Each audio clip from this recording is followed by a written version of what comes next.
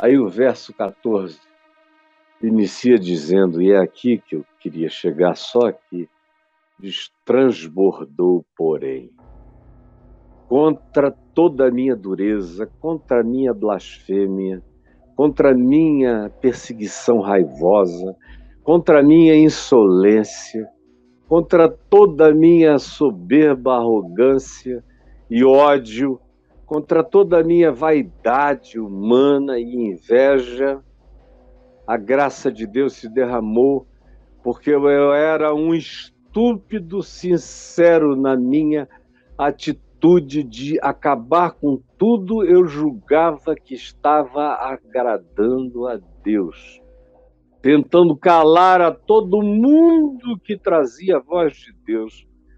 Mas eu fazia isso na dureza, na psicopatia que a religião instilou em mim, no ódio e na dessensibilização, na lavagem cerebral daquela ação de hostilidade programada no meu coração.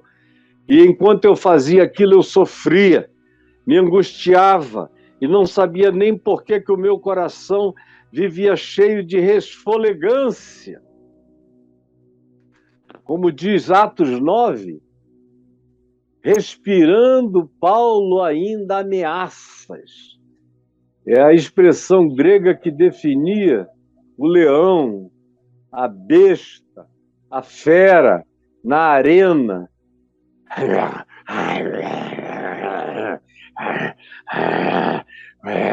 Louca para ser solta e correr na direção dos seres que ela poderia devorar e comer e rasgar.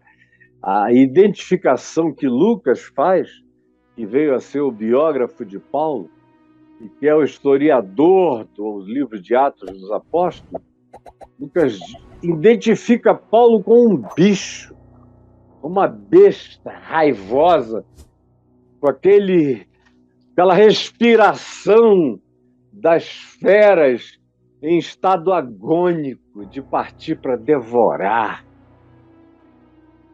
Esse era o espírito dele, era a raiva dele. E era uma raiva que se acumulava ainda mais. Porque diz a história paralela que Paulo era primo de Barnabé. E Barnabé era um cara instruído no meio dos cristãos, mais instruído do que a média. E Paulo não conseguia entender como é que o primo dele tinha virado aquilo. Mas, por outro lado, ele não ia perseguir o primo. Mas ele perseguia qualquer um que estivesse em volta do primo, para fazer o primo saber que estava escapando por causa do sangue familiar, só do DNA e de uma antiga consideração. Mas dava ódio a ele ver Barnabé pegar e vender a propriedade da família, do lado da família, da parentela dele, que era parente de Paulo também, vender tudo o que tinha e depositar os bens aos pés dos apóstolos para serviço dos pobres na comunidade de fé de Jerusalém. Ele fica com ódio. Além de tudo, ainda pega o dinheiro da nossa parentela, a herança, e dá para essa seita de bosta,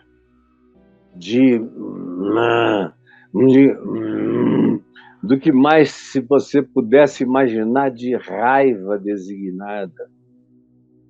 O coração dele está assim, resfolegante, tomado como um bicho.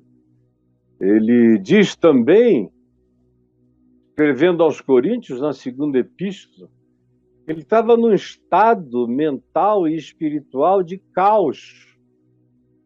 Ele se identifica com a caoticidade da terra no princípio. Gênesis 1 diz: do princípio criou Deus os céus e a terra, a terra, porém, estava sem forma e vazia. E o texto grotescamente original diz: a terra estava vazia, desfigurada, catastrofizada.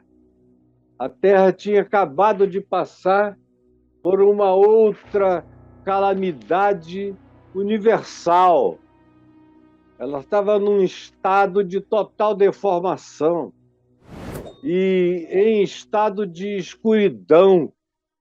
Havia algo cobrindo, depois do cataclismo que atingiu a Terra, que não deixava nem o Sol entrar.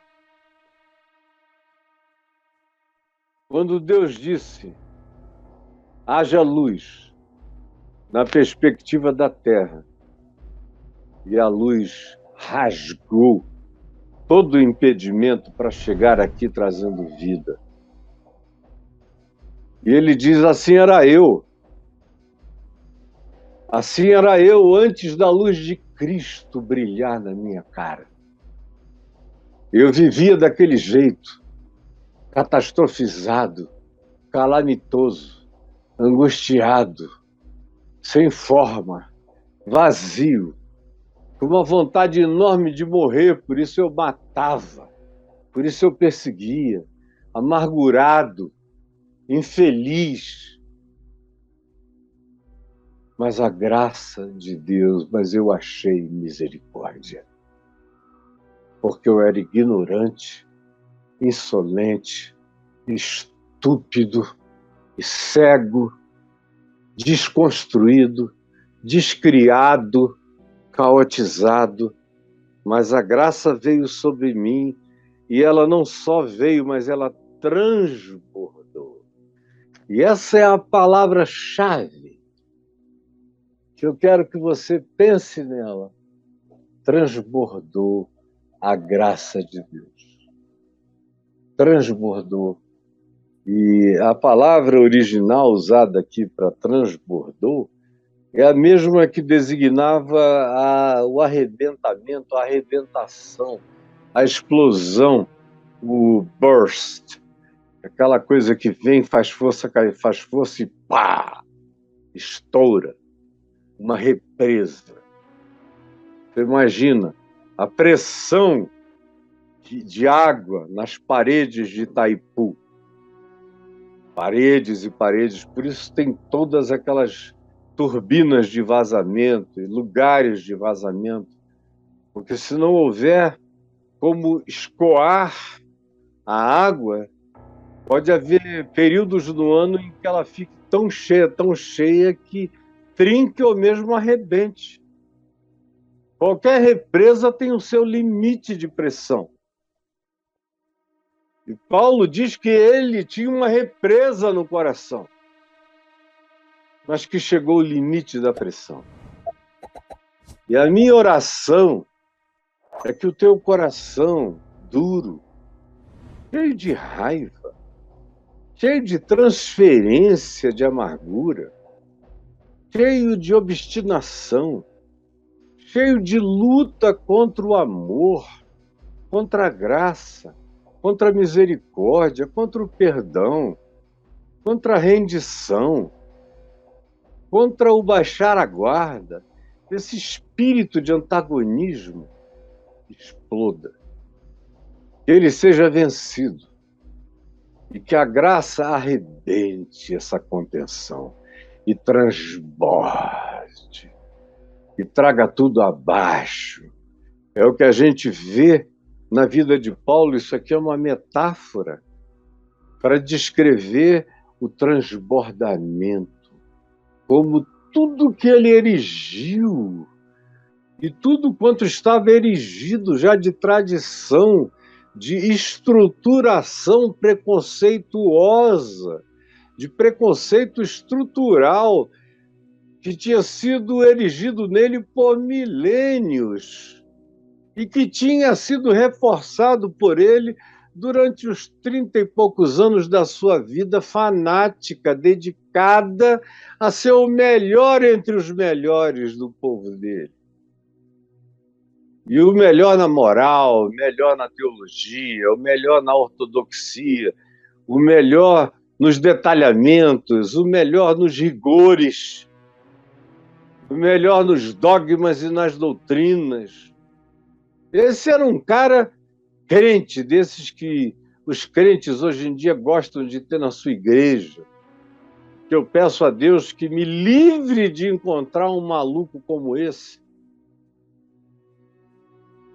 Porque esse é um cara que, se a graça de Deus não se derramar sobre ele, ele vira um diabo humano, fazendo mal para todo lado, como a gente tem muitos diabos humanos aqui, em nome de religiões, declarando ódios e ódios. Eles só não saem para matar porque sabem que a lei os proibiria e os prenderia, e eles poderiam até vir a ser linchados por uma revolta pública. Do contrário, eles fariam isto sim, porque há ódio suficiente para deflagrar isso em todos os âmbitos. Até que a graça veio, e, como disse Paulo escrevendo aos Romanos, no capítulo 8, aonde abundou o pecado, superabundou a graça. Repita comigo. Você conhece até esse versículo, mas talvez ele nunca tenha chegado tão perto do significado dele para você quanto hoje. Pensando em Paulo, que foi quem falou esse versículo. Falou pensando nele. Falou nesse transbordamento que ele experimentou. Transbordou a graça. E agora em Romanos ele diz, onde abundou o pecado, que encheu a represa. Bah! Superabundou a graça. Transbordou a graça do nosso Senhor. E transbordou como? Ela transbordou me enchendo de fé. Fé. Estranho. Eu tinha uma crença que matava, que odiava. De repente, num segundo, num abrir e fechar de olhos, quando aquela luz brilhou, e eu ouvi aquela voz, Saulo, Saulo, por que tu me odeias? Por que tu me persegues? Dura coisa é tu recalcitrares contra os aguilhões, é dares esse soco, esse chute na ponta aguda da carruagem de fogo, chutares a ponta aguda das lanças espirituais. É suicídio que tu estás fazendo contra a tua alma. Não lutes, não enfrentes as forças do meu amor nem da minha graça. Para de resistir. Porque não há ninguém que lute e se jogue contra mim que não esteja apenas fazendo mal a si mesmo. Como eu já disse, eu sou a pedra que os construtores rejeitaram. Mas aquele que cair contra essa pedra será reduzido a pedaços. E aquele sobre quem ela cair será reduzido a pó.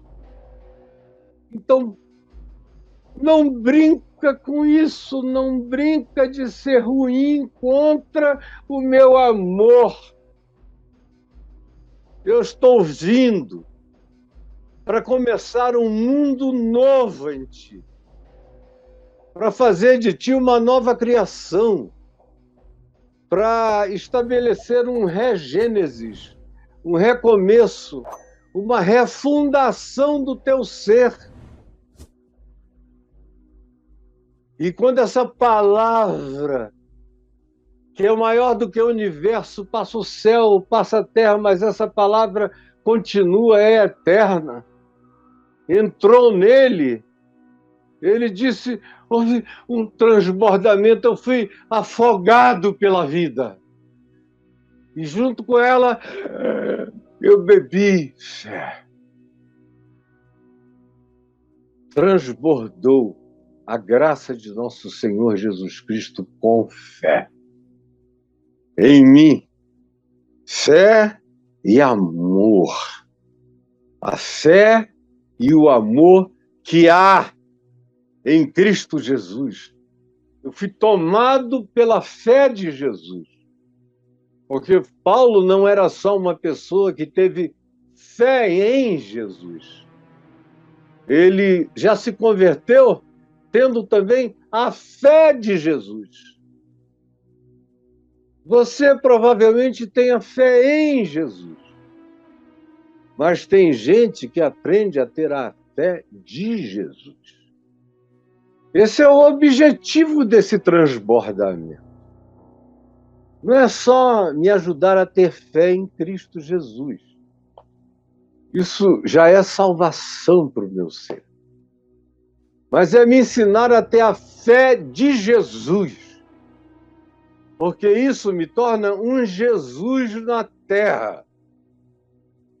Não só quando eu creio em Jesus, mas quando eu aprendo a andar e a viver, e a ser e a praticar a fé de Jesus, eu me torno um pequeno Cristo. E foi o que aconteceu com ele. Transbordou a graça do nosso Senhor com fé. A fé que vem dele, a fé que ele ensinou, a fé que ele praticou, a fé que ele exercitou, a fé que ele nos mostrou e demonstrou, e o amor que ele viveu, encarnou, sofreu, morreu e por cujo poder ressuscitou. Isso tudo de uma única vez explodiu em mim. Jesus se formou em mim. Naquela criação, nessa recriação, porque fiel é a palavra que não passa. Fiel é a palavra e ela é digna de toda aceitação. Qual é essa palavra? Repita comigo essa palavra. Que Cristo Jesus veio ao mundo para salvar os pecadores, dos quais eu sou o principal.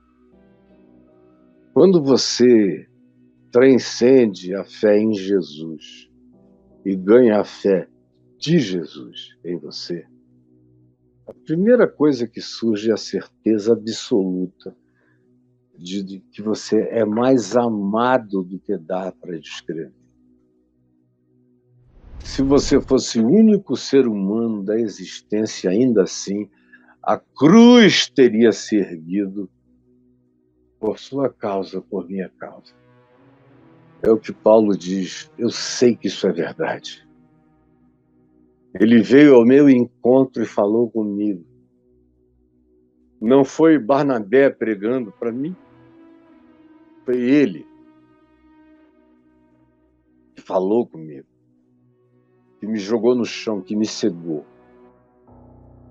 que me fez ver luz ao terceiro dia, quando as escamas caíram nos meus olhos, e eu abri os olhos para um outro mundo, para outra humanidade, chamando de irmãos os que antes eu chamava de inimigos, chamando de queridos e amados os que antes eu queria matar, chamando de povo de Deus os que antes eu queria eliminar.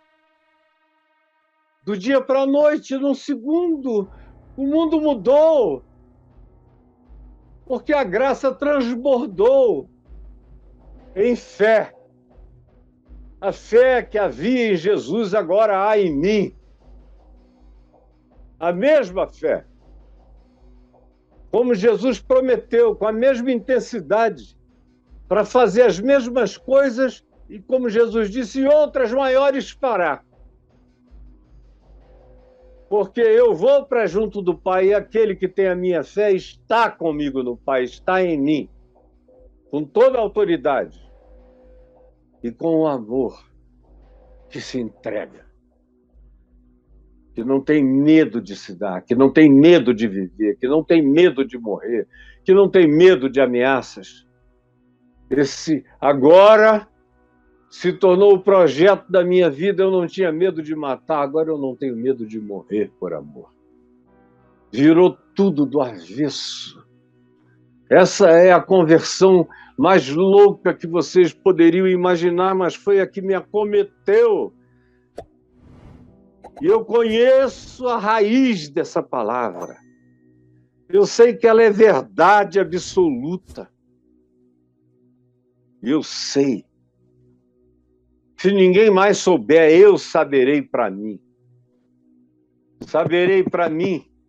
Quando ele chama essa realidade para a sua experiência particular, existencial e pessoal, ele diz: eu sei que Cristo Jesus veio ao mundo para salvar os pecadores, dos quais eu sou o principal. Tem muita gente que vem resistindo à graça de Deus há muito tempo, aqui comigo. É claro que, eventualmente, agora a maioria dos que estão nessa plataforma aqui são cristãos que acham que não estão resistindo à graça de Deus, apenas acham. Mas muitos deles, à medida em que vão ouvindo, vão descobrindo como resistem à graça de Deus numa quantidade enorme de aspectos, de dimensões, de aplicações, de expressões do Evangelho que o cara diz: não, nesse âmbito da minha vida eu não quero essa conversão. Vão escolhendo e selecionando áreas. Tanto quanto há aqueles aqui que às vezes passam. Quem sabe hoje é o seu dia de ter passado por aqui, parou só para ver o que esse herege tinha para falar. E a palavra do herege se transformou nos seus sentidos em palavra de Deus. E está constrangendo você, gerando uma aflição, uma cólica, como a palavra que Paulo usa para constranger, constrangimento, constrangido pelo amor, é a expressão que designa essas cólicas intestinais, essa premência angustiosa de que alguma coisa tem que sair da gente ou a gente morre junto. E é isso que ele diz, o amor de Cristo foi gerando esse constrangimento, foi espremendo tudo aquilo que não era para estar no meu interior. E o Evangelho foi tomando conta de todo o meu ser.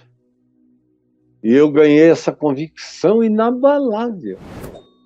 Podem inventar hostilidade contra o Evangelho que eu estou aqui para viver. E quando ele escreveu isso a Timóteo, ele não estava falando do futuro. Ele já era um velho, com certeza absoluta de que dentro em breve seria morto, provavelmente assassinado por mãos romanas, a pedido da religião judaica ou da loucura do imperador Nero, como veio acontecer. Mas ele diz, podem inventar o que inventarem, não tem nada que me arranque daqui. Porque eu me tornei pior na prática do amor de Deus do que eu era diabólico na prática do ódio contra o amor. O que aconteceu, esse meu segundo estado, é muito mais poderoso do que o primeiro. Ninguém arranca esse espigão daqui. Ninguém me tira dessa mão. E era no final da vida. Ele já tinha passado por tudo aquilo que ele descreve em 2 aos Coríntios, de 9 em diante, ou em 2 aos Coríntios 8, quando ele diz que na Acaia ele teve um sofrimento tão grande que ele teve vontade de morrer, de se matar, de que alguém tirasse a vida dele. Tamanha era a angústia, era inumana, mas ele aguentou até o inaguentável, porque ele estava com a resistência para encarar qualquer coisa. com o coração em paz. Você tem aí resistido tanto tempo. Eu resisti. Olha, eu não sabia que meu pai tinha me consagrado a Deus quando eu nasci. Ele nunca me contou. Ele era um agnóstico. Ele não cria em nada, mas ele tinha uma dúvida, como todo bom agnóstico. Ele não tinha coragem de dizer: eu sei que Deus existe. Mas ele também não tinha coragem.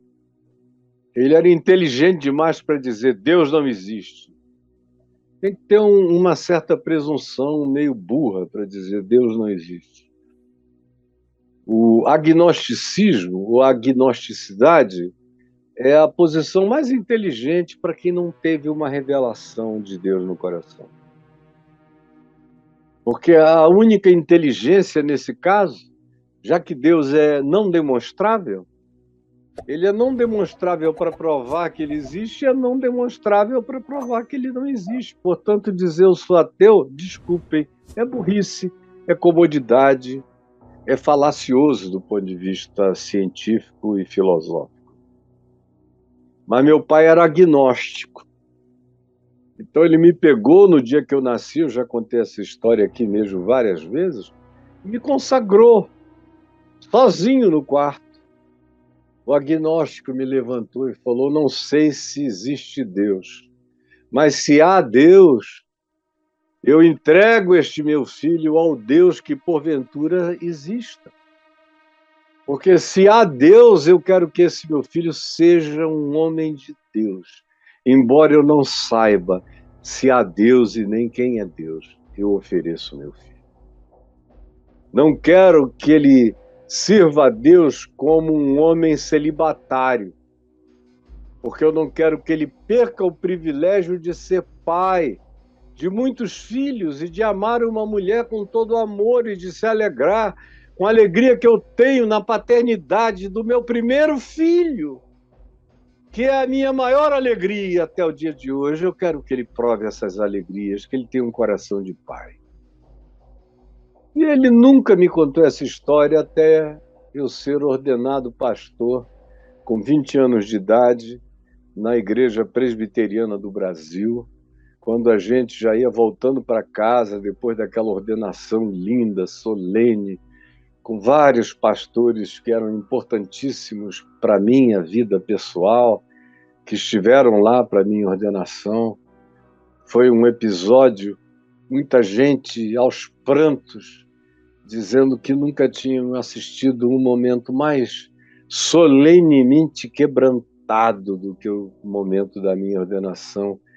A igreja toda feita de filhos na fé que eu tinha trazido naqueles 2 primeiros anos de conversão a Cristo, chorando aos prantos de verem aquele maluco doido dos cogumelos, do ayahuasca, dos ácidos, das brigas, da mulherada, agora quebrantado, santo, de joelhos aos prantos, querendo servir a Deus para o resto da sua vida, e os pastores aos prantos, e a igreja aos prantos, e meu pai pálido de emoção, derramando lágrimas grossas. Quando nós estávamos no carro, ele me contou. Falou: filho, eu tenho uma história do dia em que você nasceu, e me contou essa história. Eu falei: mas por que você não me disse antes? Ele falou: antes porque eu não criei nada. E eu não queria te influenciar com uma coisa que nem eu mesmo sabia se era verdade. Depois que eu me converti, aí eu não quis contar, para não tirar a relação pessoal de Deus com você. Mesmo Deus que falou comigo sozinho, lendo um texto da Bíblia, haveria de falar com você. Eu aprendi a soberania, a liberdade de Deus na relação dele comigo. E eu cria que, como ele era Deus, ele um dia iria falar contigo e eu não ia dizer nada. Nem te pressionar, nem botar uma chantagem, nem um ponto de angústia mais na tua vida. Eu já sabia que você era angustiado, porque você fugia de Deus. E eu, de fato, voltando aqui, fechando um parênteses, fugia de Deus desde que eu preguei a primeira vez aos 13 anos. Quando o reverendo Antônio Elias pediu para eu fazer uma oração, e eu entrei num transe, não conseguia mais nem me ouvir, nem parar. Quando eu parei de orar, estava todo mundo aos prantos à minha volta e eu banhado de lágrimas, sem nem saber o que eu tinha dito. Minha mãe disse que eu falei em português, mas parecia que eu estava orando em outras línguas. Tamanho era o fluxo incontrolável da minha fala, glorificando a Deus de modo totalmente diferente e novo. E o reverendo Antônio Elias disse: eu quero que você pregue ou dê seu testemunho da conversão do seu pai no domingo à noite. E eu fui lá e preguei uma mensagem em João 11, associando tudo à conversão do meu pai, mas com muita graça, unção, fluência, eloquência, vivacidade, construção lógica. Foi chocante para todo mundo. Eu mesmo não sabia o que estava saindo de dentro de mim. Mas as pessoas olhavam e viam aquele garoto que era bom de bola pra caramba, que todo mundo dizia que era um craque, que ia ser profissional, tinha uma lábia extraordinária com a meninada, com as meninas, e não tinha medo de sair no tapa, nem coisa alguma. De repente está aquele cara falando as grandezas de Deus sem conseguir parar.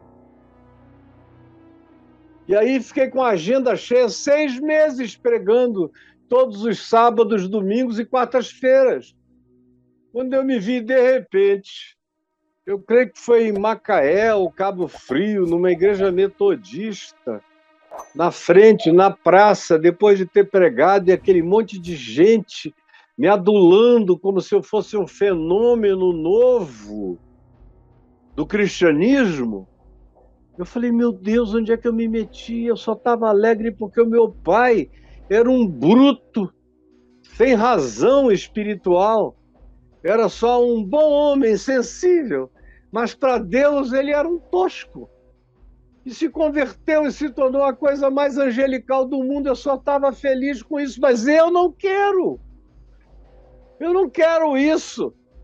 E saí dali fugido. E comecei praticamente a fazer caca na praça, a fazer cocô em público, para ninguém vir mais me perseguir para pregar. Aí eu comecei logo, eu já fumava maconha antes, continuei, só que agora eu não estava mais nem aí. Eu era capaz de ir até a porta da igreja num domingo de manhã, numa escola dominical, com um baseadinho aceso. Naquele tempo isso era um escândalo. Qualquer coisa, eu chegava lá muito doidão, ou com cheiro de cachaça, com 13 anos.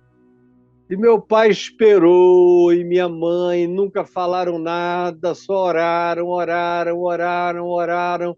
E eu, cada vez mais louco, lutando como Paulo. Eu conheço esse sentimento de resfolegância, de resistência, de lutar contra, de odiar aquela mensagem, de dizer, Deus me livre disso, eu não quero essa vida para mim. Eu lutei com todas as minhas forças e fiz tudo o que eu podia para que o antagonismo ao evangelho crescesse tanto no meu coração que eu nunca conseguisse me converter, que fosse uma coisa praticamente impossível para mim me converter. Tadinho. Até que no desejo de morrer, querendo encontrar uma arma para me matar, a luz brilhou na minha cara. Brilhou e transbordou a graça e arrebentou a represa. E eu não pude resistir. E ele me seduziu e eu seduzido fiquei. E o amor dele se tornou exclusivo para mim. Eu não precisava crer que era por toda a humanidade. Eu sabia que se não houvesse mais ninguém, ele morreria por mim, como eu sei até o dia de hoje, que o meu vínculo com Ele, estabelece uma relação exclusiva, não coletiva. Não tem a ver com a humanidade, tem a ver dele comigo. Caio Fábio de Araújo Filho, ele veio e me amou, e fiel é a palavra que está plantada em mim e que garante que ele veio ao mundo salvar os pecadores, dos quais eu, Caio, sou o principal. Porque eu não tenho apenas fé em Jesus, ele me deu também a fé de Jesus, para resistir firme na minha geração e em todas as gerações. E é o milagre que eu peço que ele realize hoje, no coração de muitos que estão me ouvindo e na vida de milhares que ainda me ouvirão.